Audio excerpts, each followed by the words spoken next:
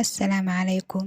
Waxaan idinla wadaagayaa calaamadaha lagu garto hooyooyinka qaadi kara uurka mataanaha. Mataanuhu waa qadar Ilaahay, waana wax uu Ilaahay baxsho oo hadiyad ah. Waxa uu siiyaa qofku uu asaga u qoray.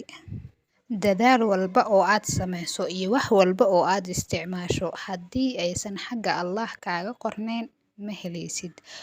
Waa wax xagga Ilaahay ka yimaado. Balse baaritaano iyo daraasado ay sameeyeen bahda caafimaadka iyo qiimeyn loogu sameeyey bulshooyinka ay mataanaha ku badan yihiin, waxay ogaadeen in dadka hadda aan idinla wadaagi doono ay yihiin dadka ugu badan ee mataanaha dhalo. Hooyooyinka jaaniska u heli kara ama laga yaabo inay mar soo marto fursad ay mataano ku dhalaan, waxaa ka mid ah qodobka koowaad wuxuu yahay haddii hooyada familigeeda qof ka mid ah uu horay mataano u dhalay, sida hooyadeed oo kale ama familigeeda dad ka mid ah haddii ay hore mataano u dhaleen, waxay heli kartaa jaanis ee iyadana mataano ay ku dhasho ama fursad. Sidoo kale haddii ay mataan tahay oo ayada naftirkeeda ay ilmo kale mataan la ahayd, jaanis fiican ayay haysataa oo ay mataano ku dhali karto. Qodobka koowaad ay soo qaadanayaan waa hooyooyinka historigooda ama taariikhdooda hore ay ku jirto mataanaha. Way ka fursad badan yihiin hooyooyinka kale. Qodobka labaad oo ay dhakhaatiirta iyo bahda caafimaadku ay sheegaan waxa ay tahay hooyooyinka ay da'dooda ka weyn tahay 30 sano ama 35 sano waxay jaanis u heli karaan ama ay fursad u heli karaan in ay mataano dhalaan. Qodobka saddexaad oo ay dhakhaatiirtu sheegaan waxa uu yahay in hooyada dhirarkeeda uu yahay fursad kale oo ay jaanis ugu heli karto inay mataano dhasho. Taas oo micnaheedu yahay in hooyooyinka dhaadheer ay ka fursad badan yihiin hooyooyinka kale.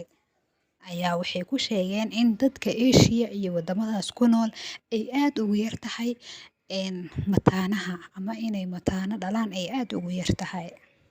Waxay kaloo sheegaan dhakhaatiirtu iyo bahda caafimaadka in ay fursad u heli karaan inay mataano dhalaan hooyooyinka lagu abuuro ama lagu beero minkooda uurjiifka oo bacriminta marka hore loo sameeyo in ay iyakana fursad u heli karaan in ay mataano dhalaan. Ugu dambeyn waxa ay dhakhaatiirtu sheegaan sida ay u badan tahayna ay tahay in hooyooyinka hadday history u leeyihiin ama familigooda qof ka mid ah uu horay mataano u dhalay ay fursado badan u haysato in ayadana ay mataano dhasho. Sida inta badan dhakhaatiirtu sheegaan. Haddaba ma jirtaa daawo haddii hooyada ay isticmaasho ay fursad u heli karto ama ay jaanis u heli karto in ay mataano dhasho. Waxa ay dhakhaatiirtu sheegaan in daawooyinka loo isticmaalo in ay kordhiyaan ugxaanta ay hooyada haddii ay isticmaasho ay fursad ama jaanis ay u heli karto in ay mataano dhasho. Sidoo kale mataanuhu waa hadiyad uu Ilaahay bixiyo, qofka uu doono ayuuna siiyaa. Waxaa wanaagsan in aad mar walbo aad Ilaahay weydiisato si dadka jaaniskaas helayo aad uga mid noqoto. Waayo waxaa jira hooyooyin badan oo jecel inay mataano dhalaan aadna u raadinayaan. Soo wadada ugu wanaagsan waa inaad Ilaahay mar walbo aad weydiisato.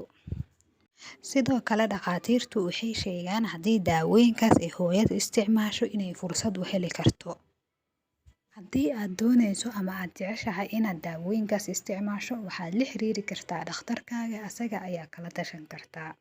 Talada ugu wanaagsan asaga ayaa ku siin doono. Soo la xiriir dhakhtar ku takhasusay arrimaha haweenka. Mataanaha iyo inta ay u qaybsamaan iyo qaabka ay u sameysmaan intaba insha Allah muuqaal kale ayaan kasoo sameyn doonaa hadduu Allah raali ka noqdo. Waa ku mahadsantahay daawashada muuqaalkan. Fadlan haddii aad nagu cusub tahay nagu soo biir oo ka mid noqo asxaabteena. Haddii aad horey noola joogtana waan kaaga mahadcelinayaa.